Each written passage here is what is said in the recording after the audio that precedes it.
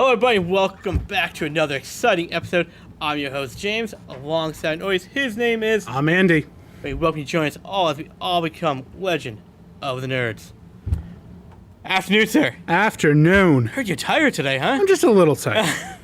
I mean, I don't know why I'm tired. I mean, what do I have to do? It's rainy out. Rainy makes everyone tired. It is. Right? It's the last couple of days too. It's not a humid hot, but it was a dry hot kind of too. Yeah.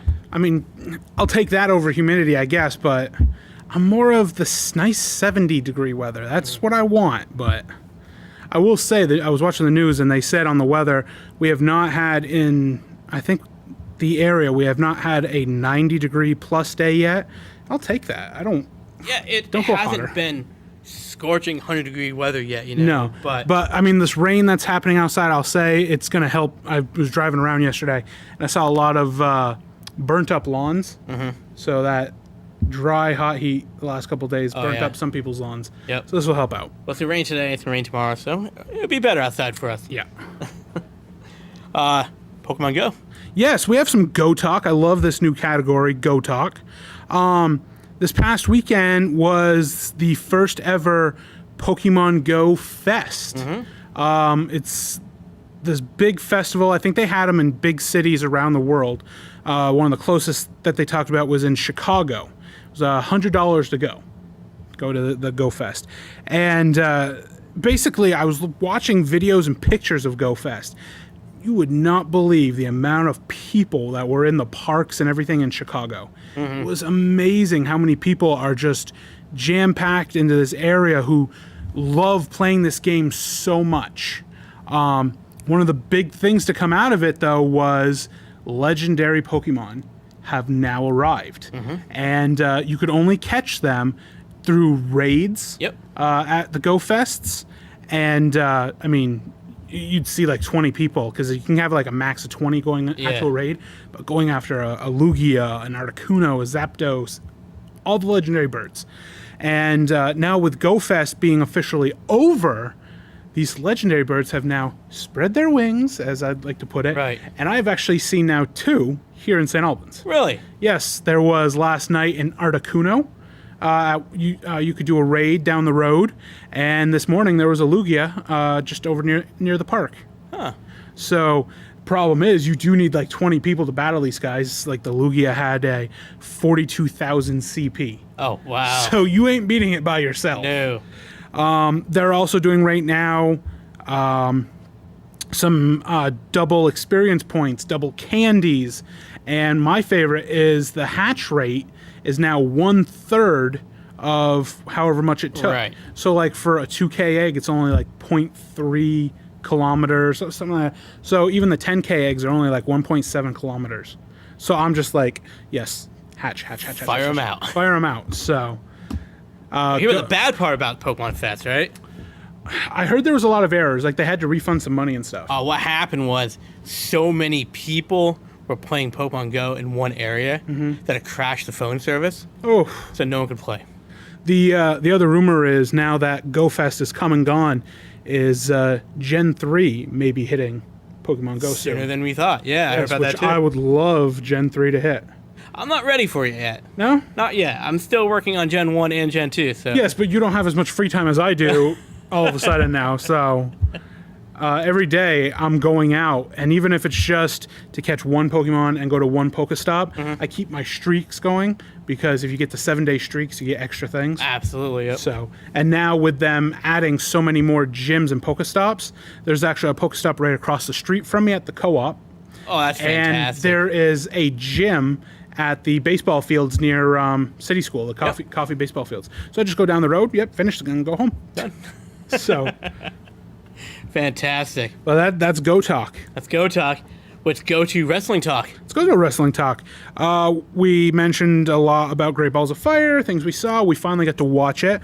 Quickly, for people who didn't get to watch it, the matches to go over were Big Cass demolished Enzo. Yeah. What can you say about that match? It was a crap hole. It was. The 30-minute Iron Man match between Cesaro and Sheamus versus the Hardys. Sheamus and Cesaro won. Beginning and ending of the match, good. The middle time in the match was kind of boring. We had The Miz beat Dean Ambrose for the IC title through DQ, I think, something like that, or a count out, something like that. I can't remember. But Dean Ambrose match? yeah, it was against The Miz with Miz's entourage. They got involved somehow. It's been a while since we watched it, that's why. Yeah, it has. Keep going on. I'll think about this match. I know. I believe what happened was Miz has his entourage try to get involved in the match, so Dean's more focused on them, and that's how Miz got the win. I thought it had something to do with Maurice, though. It might have, but unfortunately, crappy Miz beat him. Unfortunately, he won. That's what we want. Alexa Bliss beat Sasha Banks because Alexa decided not to go back in the ring, got herself counted out. I hate that. Crappy way to win. To win. Braun Strowman beat Roman Reigns in an ambulance match. Can you really say Braun Strowman won that?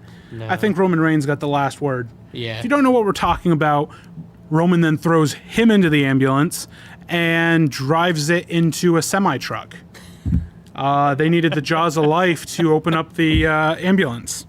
Unfortunately, the last match of the night was Brock Lesnar versus Samoa Joe, and Brock Lesnar got the win. Yeah. And it wasn't even like, I thought if Lesnar was going to win, he'd have to hit Joe with an F5 multiple times. Right. It was one quick F5 and done. Yeah. I mean, Joe kicked the crap out of Brock Lesnar, but then Brock gets a quick 1, 2, 3. I'm like, really? Yeah, it wasn't fun. So that was Great Balls of Fire. Moving on to Raw, though, to determine the number one contender for Lesnar's title at SummerSlam, it's Roman Reigns versus Samoa Joe. The match gets a no contest due to Braun Strowman coming out and getting involved in destroying both Joe and Roman. Who knows where this is going to go from there? I heard Braun Strowman's getting the title. I hope not. I think it's way too early for him. Yeah. I don't think he's good enough for it. But I heard that's where WWE's taking it. Yeah.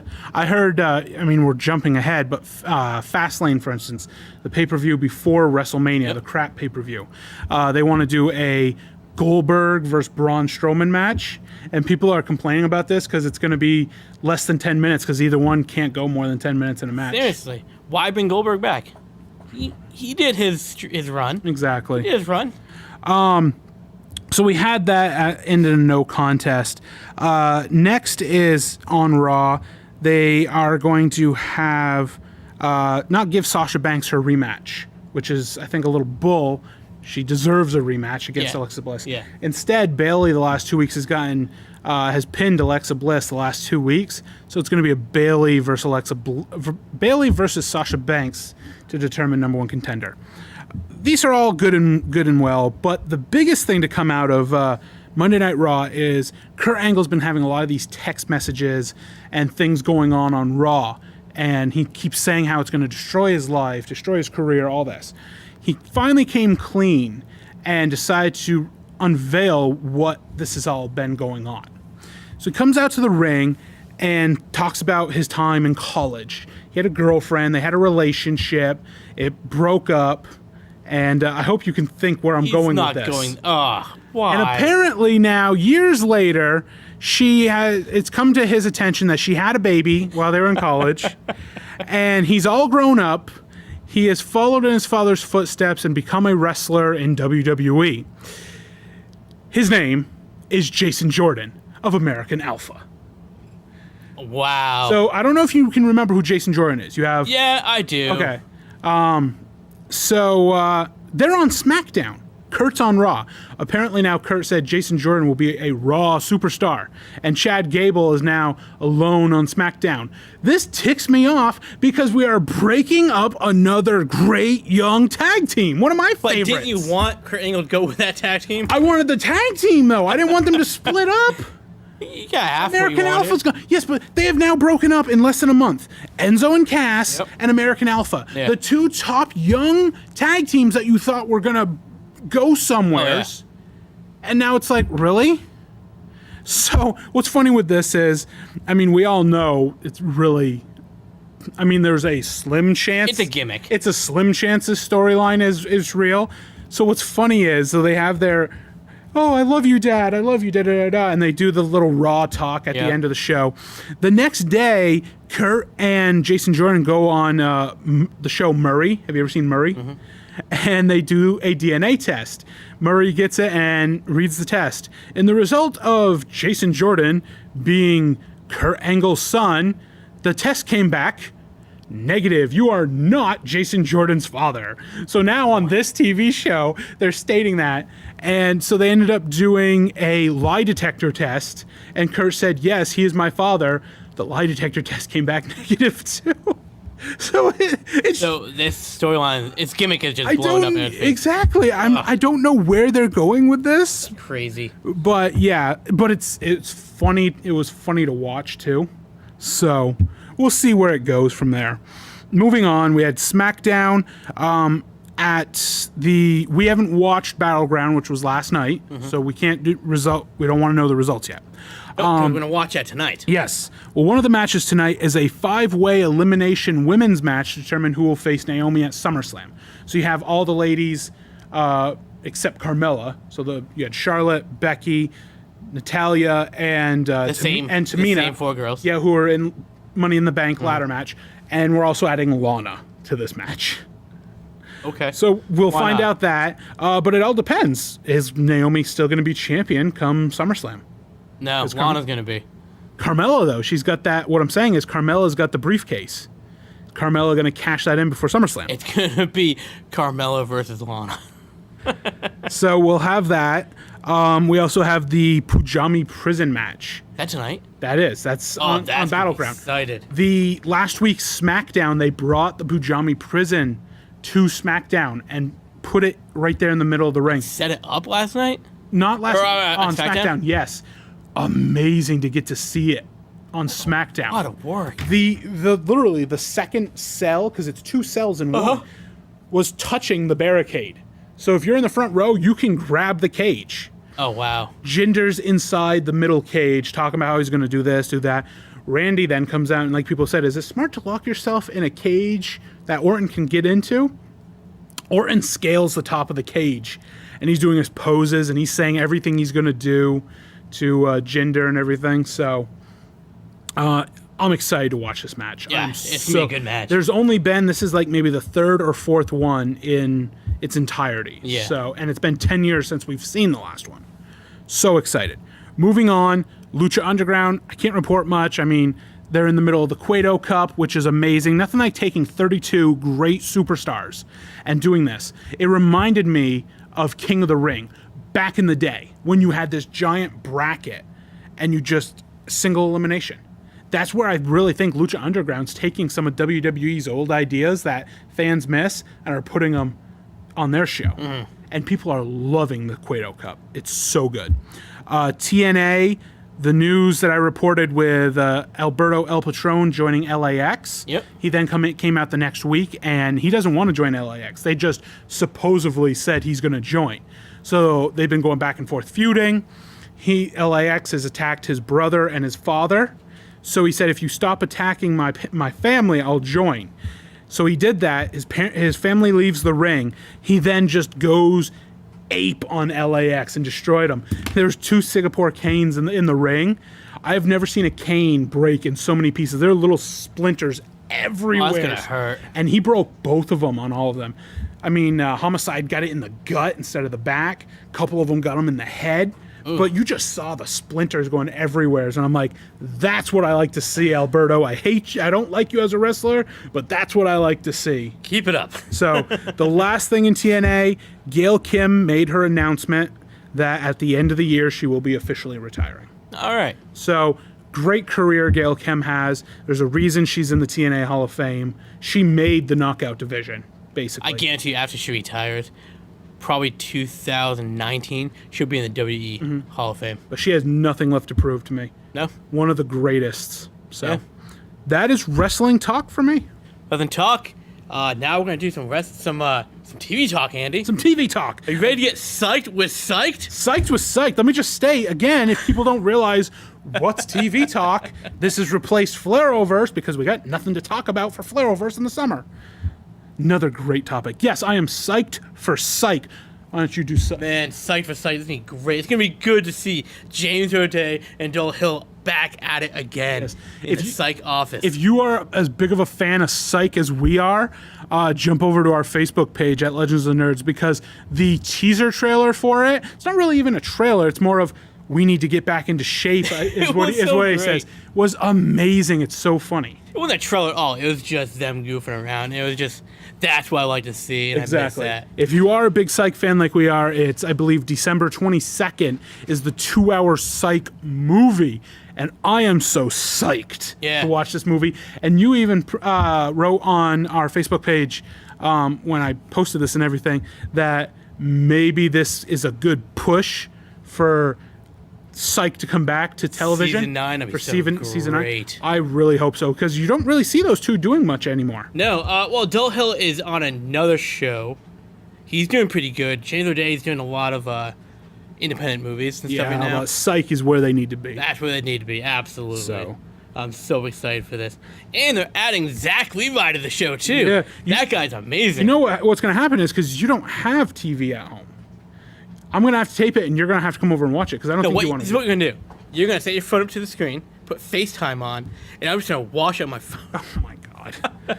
Moving on. Moving on, we got some movie talk going on. Well, we still got TV talk we're talking about. Do you have more TV talk? I have a lot of TV talk. Oh, let's keep going TV talk. Walking Dead Season 8, they released the trailer for this. Yeah. If you love all-out war, watch Season 8, because Rick's group versus Negan's group, it's... Well, I can't say it on our channel, but poop is going to hit the fan. How about that? Robert Kirkman also announced at... which made some people a little nervous. He announced at San Diego Comic-Con that this season and what we're about to see could set up for the end of Walking Dead. Well, yes, he did finally... So the comics are still going on. Mm-hmm. He has finally finished the last of the comics. Yes. So the comics are now ending, so that gives the show a chance to end as well. I showed my... We got to make sure it ends in the right way. Yeah. A lot of the conspiracies over the years have been that Rick, everything we've seen is actually in his head. It's all... He's still in a coma in the hospital. Exactly. Well, it kind of they almost showed that, because at the end of the trailer, it goes dark for about 10 seconds. Then you see someone lying in a bed. Yep. And they zoom in on the face, and it's Rick. With, like, massive facial hair. Exactly. And it's all white and everything. There's a cane, so it might be maybe he woke up from a coma. Yeah. In the future, something like that. I told my mom, it could be he's in a coffin and he wakes up as Zombie Rick. So, that's Rick. some Walking Dead news. I also want to state next month is the Defenders miniseries. Yep. The second trailer for that You came seem out. really excited about this, huh? I am very excited. What makes you excited about the Defenders? I just like the whole... That's why I liked Avengers, for instance. Mm-hmm. I like the mashup of the characters coming together. I mean, I like the singularity of them, but I'm a big fan of the mashup. Yeah. So, attached to that, Netflix also announced that Season 2 of Iron Fist got the green light. Yep, I read that too. So that's good. Young Justice, a poster came out of the Young Justice crew. Which is fantastic. The creators of it said they're kind of more moving away from the kid Young Justice into more adult, because the characters are growing up. Yeah. Which I love that. I love sticking with, okay, the characters are adults, so why can't we write adult contact for them? Yeah. We had that. We have Will Smith's new movie coming out to Netflix called Bright. Looked pretty decent. And I got to read my notes here. Oh. Sorry. No. I'm very upset about this. I told you that Two Broke Girls got canceled. I just found out Last Man Standing got canceled on ABC. Fans are very upset with this. If you've never seen Last Man Standing, it's like Home Improvement, but different. No, we talked about this before. Yeah. It got canceled, but another TV station's picking it up. No, nobody's picked it up yet. I heard someone did pick it up. I hope so, but... I think CMT picked it up. What I don't get is this was ABC's number 2 TV show for the that time slots and all that stuff. About 400,000 people have signed a petition for this. Why cancel such a great show? I can think of a few reasons. Well, I can too, but... One of them is the fact that one of the actors on the show had a huge feud with the studio execs, and they decided to just say, you know what, we'll cancel the show. It's bull. That's business, though. That's TV business for you. I know. We had that Star Trek Discovery, a new trailer came out for that. Looked really good. Sonequa Martin, if you're a Walking Dead fan, she plays Sasha. She's one of the main characters in it, which I got from the trailer. I'm like, oh my God, because she's got time now because she died last season. And just to finish it up, moving into a push to some movie talk, I watched Batman vs. Superman this weekend. Yeah? How'd it go? And I paid more attention to it compared to watching it in theaters. Right. And when Wonder Woman opens up the files and she sees everything that Bruce Wayne sent her, you have where Cyborg's getting built and everything in his father's shop. I didn't realize they show you one of the mother boxes from Justice League there. When all of a sudden all the lightning and everything starts and something's moving to him, that's the mother box. So Cyborg's like almost carrying a mother box in him, maybe for Justice League. Maybe. So I'm excited for November. Justice League and Thor. Well, let's talk about Justice League for a second. The show was released. Yep. Assuming you watched it. Yep. What'd you think? Got me more excited for the movie. Are you? I am. Like I said, I'm a mashup fan, and I think Justice League, how we talked on the last show, Wonder Woman being the tops in the DC movies right now, Justice League will beat Wonder Woman. I think fans will enjoy Justice League. Like people are upset with some of the DC movies, but I feel like Justice League people are going to really enjoy and be really excited for when Part 2 comes out, when Darkseid actually shows up. I guess I don't really like the start cast of the Justice League. Okay. You know, I mean, no Hal Jordan there at all, which is a little sad to see. We could get it in Justice League Part 2. I particularly don't like the costumes. Because it's more too dark? They're too robotic. Okay. I mean, if you look at the Flash's suit, it's robotic looking. No, I understand. Has nothing to do with Eliza being Flash and Barry Allen. It's his suit I have an issue with. It looks like the suit from Injustice 2. You know? Yeah. But with the whole Green Lantern thing, it could happen in Justice League 2. Because the Green Lantern movie is supposed to come out. Right. So, I mean, that could be in Part 2. I mean, and what Green Lantern are we going to see? Are we going to see Hal Jordan? Are we going to see Jon Stewart in it? Maybe all, because it's called Green Lantern Corps. I don't know. When it comes to DC stuff, I'm really just... Well, I think I'm on the edge about what I want to go with. Once Justice League airs, it'll answer more questions, because now you have Stage 2 of DC. But here's the problem with DC movies, Phase 2. They always give you more questions than they give you answers to. That's the problem I have with it. They don't settle on anything. Sure. It's always like a 4-hour movie of what did I just watch? Yeah. What else you got? That's it for me for TV talk, if I'm reading my notes right. Everything's a little crumpled up here, but... We'll get into a movie talk, and if you figure something else out, we will come back to it. I do have it. Are we coming back to it? I'm sorry. Like I said, I need my coffee. At not Comic-Con, but D23, the Disney Comic-Con. Frozen talks. I mean, Frozen is a huge movie. They've started Frozen 2. Yeah. The making of it. But this Christmas was supposed to be Olaf's movie. Was supposed to be on TV. Not a long movie, but a short one. I'm upset now because now they're airing it in theaters before another movie. Okay. It's like, really? Why not? Disney used to do it all the time. Well, I know they do it all the time. They did it before with another Frozen thing, but it's like you get people excited for an Olaf movie to watch during Christmas at home, and now you can't. But Frozen 2, I'm excited for. All the same people coming back. Which is weird, because you're not a musical guy. No, but there's some Disney movies. Disney is musical. Yes, but Frozen is a musical movie. Yeah, but I like the storyline of Frozen. It is a good storyline. I mean, I watched Beauty and the Beast last night, and you know how much music's in that movie? The standard amount. So, I am officially finished. Are you sure? Yes, I'm done talking. How about we keep You complain I talk too much. Let's keep on the Disney talk, because Disney does have a live-action movie coming out that everyone in the world is excited about. Yes. We're talking about Aladdin live action. Oh. And we realize this is a big deal now because for a while, they had a huge issue of casting the members. Mm-hmm. Sure, we got our Genie. Fantastic, you know? Will Smith is playing Genie. Mm-hmm. Good pick, I think. You know, he's a funny guy. We'll see. He can sing. He can entertain everybody, you know? But now we have the cast member for Aladdin and Jasmine. Mm-hmm. And for Aladdin, we have Amina Masood. He's best known for his part in Jack Ryan, the first movie. Well, not the first movie. It's a TV. It's a TV show. Jack Ryan TV show? I thought it was the... Nope, I looked it on IMDb. Okay. It's a TV show. He's actually a new... Most people won't really know him because that's basically the only thing he's been in. But he's a newcomer. Popular. He's a new up-and-comer. I thought it was a movie. Nope. Well, Jasmine is Naomi Scott. Yes. Which is the Pink Ranger on Power Rangers. Exactly. The new one. She's also been in a TV series, if anyone knows, called Terra Nova. She played the older daughter in Terra Nova. Yeah.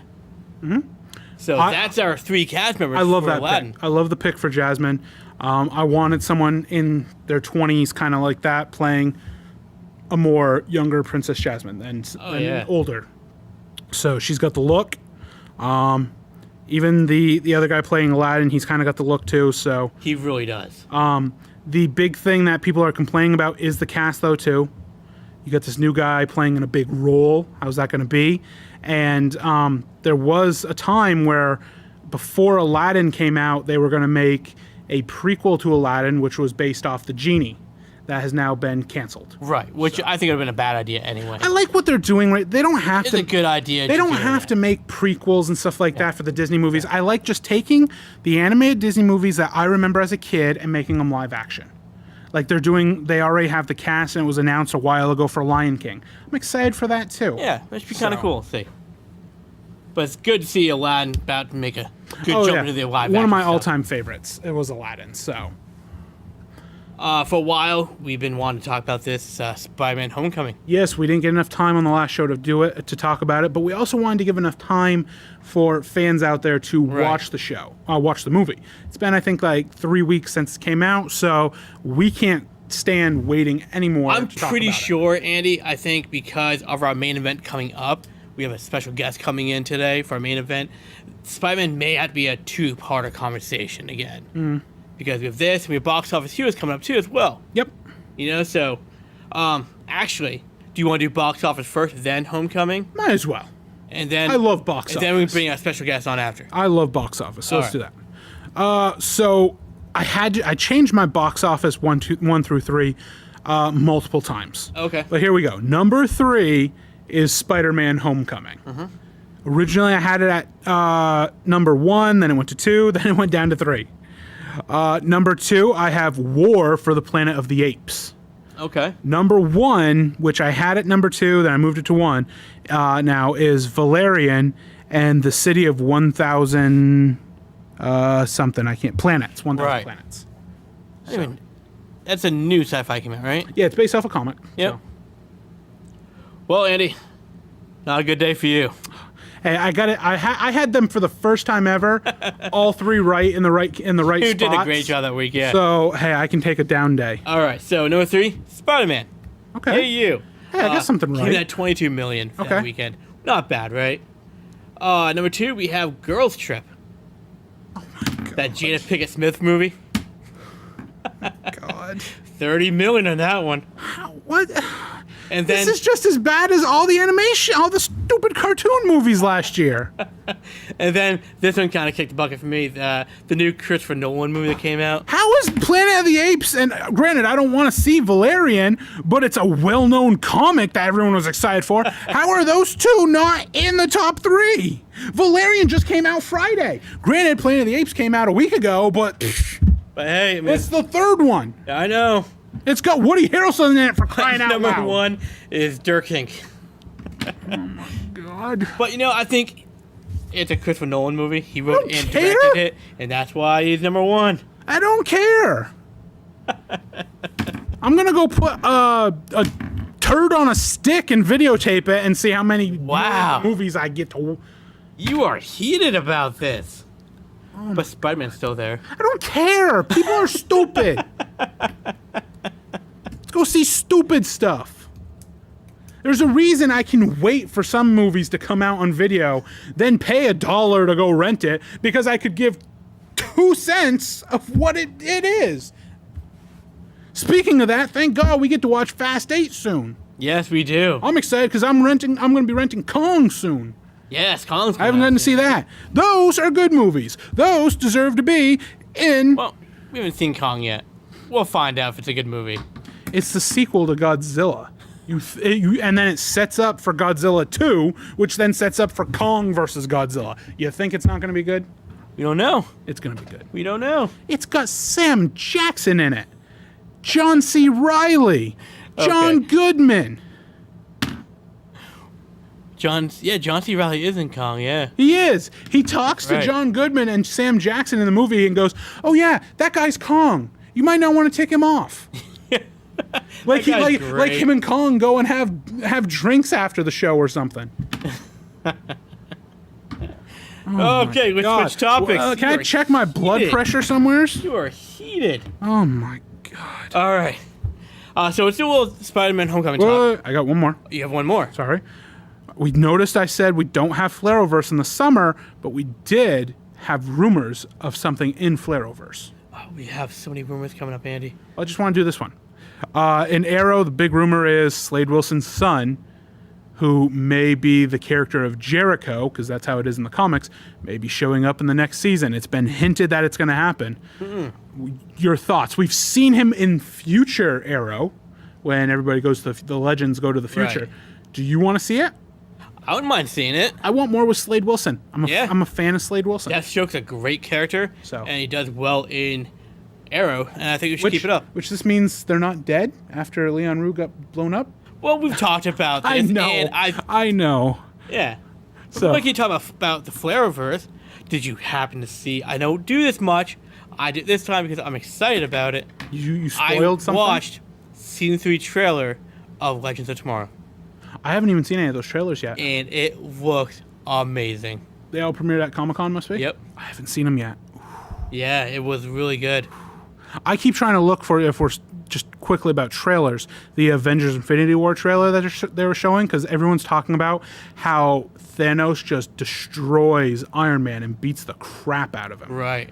So, because everyone's saying somebody's going to die in Infinity War. Right. So now everyone thinks it's going to be Iron Man. I still think it's going to be Captain America. It could be Hawkeye. Hey, we broke your arms now in the movie too. Okay, we keep going off track here. Let's get to, we'll say part 1 of our main event, because our special part 1 of Spider-Man. Because our special guest is part 2 of the main event. Exactly right. Spider-Man: Homecoming. What a great movie this was. I'm excited about owning it and watching it again. Out of 5 stars, I give it a 4.5. Yeah, it was really good. Yeah. I like to compare our 3 Spider-Mans that we've had. Yes. Between Tobey Maguire, Andrew Garfield, and Tom Holland. What do you think? I go Tom Holland, Andrew Garfield, Tobey Maguire. Really? That's how I rank them. It's tough.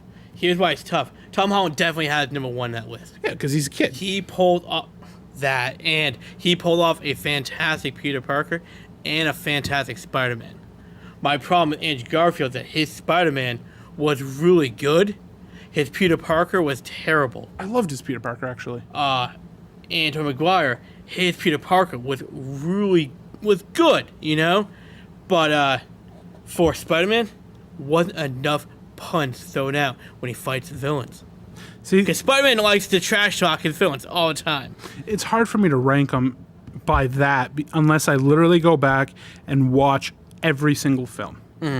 So, and lately Spider-Man 2, Amazing Spider-Man 2 has been on TV a lot, so I've watched a lot of that. Yeah, which I was not a fan of. No, I did not like Electro in that at all. But yeah, Tom Holland did pull off the best. Yeah, he was real good. I like the fact that we've seen Spider-Man in high school and in all 3 series. But the problem is when you cast adults trying to play students, it's tough. Yeah. Getting someone like Tom Holland, who's 17 years old, I think, something like that now, it was the better match for everything. Yep. But then again, I mean, is it because that Tom Holland Spider-Man was part of the MCU and the other two are part of Sony exclusive? I would say that with Sony partnering with Marvel, it pulled off a better movie. Yeah. I can't say it more for Marvel. I mean, let's talk about the villain Vulture, though. I was trying to go into that because we're not really talking about the movie like we normally do. We're trying to change things up. Yes. I wanted to talk about Vulture. That was one of my favorite things about the movie. Isn't the look or anything. It's the character. We've seen all the same characters all the time in all the Spider-Man movies. We needed something different, and that's what I loved. We've never really seen a Vulture in the movies. In the end credits, you pointed out that the guy that Vulture's talking to is going to be Scorpion. Yep. I did a little research. The guy is actually in the movie before the prison scene. Remember on the ferry when Spider-Man stops the little trade-off of and the FBI helps too? The guy that his Vulture's people are trading off to is that guy. His name was, and it's in the comic books too, is Mac Gargan. Max Gargan is Scorpion. Yeah. And you notice because you saw the Scorpion tattoo. So that means we're getting Scorpion in the sequel. Yep. Again, another villain that we have never seen yet. And hopefully they pull off well. We have got to get our special guest real soon, Andy. But quickly, I've been reading that Vulture was the best Marvel villain so far. It's Michael Keaton. Here's what's weird, though. Vulture, all he really is an arms dealer. Yep. And he makes the best villain. And he did exactly that in the movie. Yeah. I like the little... In the beginning of it, I was like, why is Avengers Tower so messed up? And they said 8 years ago, and it was what happened at the end of the first Avengers movie. And I like the little touch of the group that comes in to stop Vulture's... before he's Vulture, his company is employed by New York to clean up the mess. Yeah. And it's Tony Stark's group, the DODC. Yep. To come in and say, no, that's what we're taking. Yeah. So there's nice little touches there. Did you hear about the rumor about the old Avengers building? They're going to turn it into the Baxter building. Yeah, for Fantastic Four. Yeah. Because there is the talk about I've heard a remake of Fantastic Four, but I've also heard a sequel to what we just saw for Fantastic Four. I'd prefer keeping the characters the same, just because I hate remaking something so fast. They do it with Spider-Man, and they finally got it right. So if Marvel did get the rights finally to Fantastic Four, recast, redo it. You don't think they could keep the same cast and kind of make it better? No. No? No. Okay. Some other things that come out of Spider-Man was his friend Michelle at the end. We find out, you can call me MJ. Yep. A lot of people were irritated with that because her name's not Michelle, it's Mary Jane. And then like some people said, we could be going off from the whole Mary Jane and Gwen Stacy thing that we've seen over and over. And this could just be a girl. Yeah, her name's Michelle, but we put an Easter egg in there. Her name's Michelle Jones. Who knows? You know. It's just a little Easter egg. Ooh, MJ. It's Marvel. We have got to wait for the full story to come out with Marvel because they throw surprises in our way all the time. Yep. I want to point out too the Spider-Man suit that Tony gives Peter at the end when he wants him to join the Avengers. You stated that it's the Iron Spider. Some people still think it's going to be one of the other Spider-Mans. So we got our special guest coming in, so we got to cut it here. We do. So, but yeah, Spider-Man, I give it a 4.4 out of 5. 4.5 out of 5. Yeah. What do you give it? I'm around the same thing, yeah. Okay. I really enjoyed the movie. Okay, so yeah, if you haven't gone out to see Spider-Man, go out and see it before it's out of theaters. Because we are really going to break this movie down soon. Exactly. In the next so couple episodes. We have to stop here because we have our special guest coming in. It's bringing our special guest in, huh? It is main event time, Andy. And today is a good main event. We got a special guest. Bobby or Rob? What do you like to go by? Rob. Rob Cunning with us. He's a local filmmaker from Burlington. He has a new movie coming out called Haze. Premieres August 29th at the ArtsRiot in Burlington. How are you, Rob? Doing great. Thanks for having me. Absolutely, man. So tell us a little about yourself in the filmmaking industry. How'd you get into it? I got into it. I was really into movies growing up, and I started just screenwriting back in college. I basically bought a book, How to Screenwrite, because I couldn't even get into a class because it wasn't my major. I was a business major. And from screenwriting, I got tired of just writing, and I wanted to actually see it on a screen. So I read blogs, I read books, and I pretty much did everything I could to learn how to make a movie. So me and a couple friends decided to take this on. Fantastic. Well, we do have a trailer of Haze coming up. Do you need to set it up at all? This is a teaser trailer, so there's not too much information given out. A little bit mysterious. So I think it's only 45 seconds. So. All right. Well, let's play that trailer. This conversation came much too late. Some choices are irreversible.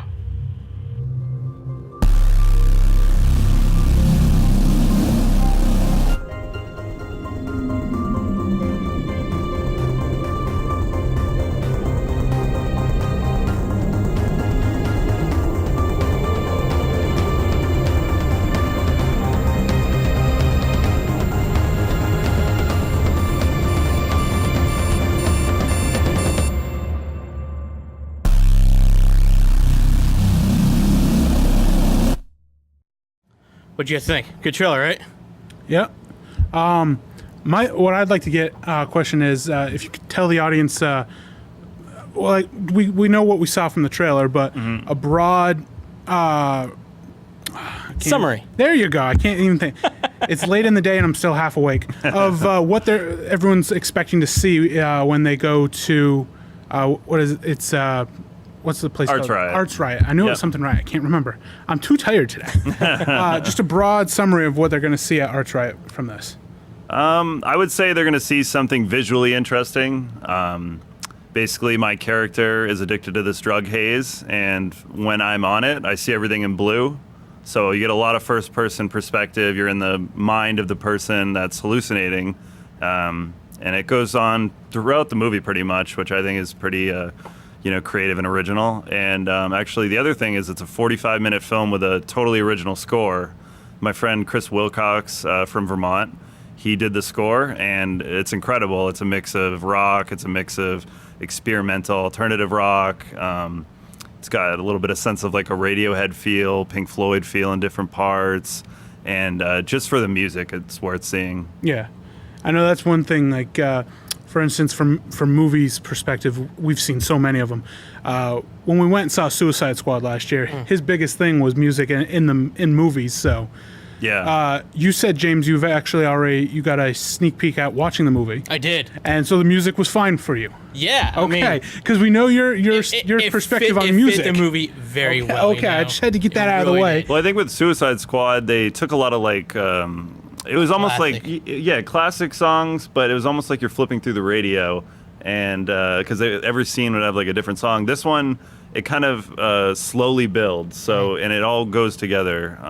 All 45 minutes is cohesive, and it just flows well. And I think that's the best part of watching a movie is the score. Yeah, absolutely. There's a lot of great memorable scores that made the movie 10 times better, and I think the music tells the story just as much as the characters do. Yeah, and I mean, when we were making it, we didn't have anything to work with. So essentially, I would send Chris songs that I liked. I would send him ideas on what I thought might go well in a certain scene. But ultimately, I gave him total creative control because he's really great at what he does. So I let him make it his own in that case. So, and I was blown away when I first heard it. Right. Yeah, I mean, we got the first 20 minutes maybe 6 months ago, and it was almost like I wish he didn't give it to me because I could not wait to hear the rest of it. I would have almost rather just gotten it all at once, but like when we finally got that 45 minutes, we were all just floored. So, well, Haze is the name of the movie. How did you come up with this idea? What were your inspirations? I started writing a screenplay years ago. That was a feature-length script, something you would see maybe as like a blockbuster film. And I submitted it to some writing contests. And one of them, they gave me an analysis from two different people. And both people said that the blue look of the film was their favorite part, and they would have loved to see it on the screen. So what I did was I said, well, I can't make this, but I can figure out how to make it on a, microscopic level of what I originally came up with. So I tried to devise a short that took into account the part that they talked about, seeing in blue. Right. So, yeah.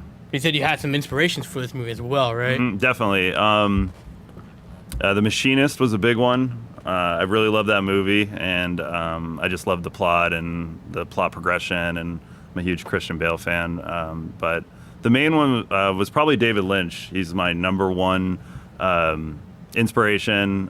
When he talks about filmmaking, it made me want to do it. Right. Like, I would listen to people like Steven Spielberg or George Lucas, and it sounded like something I could never do. No. The budgets were huge, and they just talked about it like it was this grand thing, but like David Lynch made Eraserhead with like 5 people, like, and he talked about it like in a way that I thought I could do it. So that made me go out and try to do it. So Yeah, those big guys like George Lucas, they have this huge budget. They feel like they need to use all of that. yeah, I mean the credits go on for 10 minutes in Yeah. some of those, and ours was basically a 3-man crew. Yep.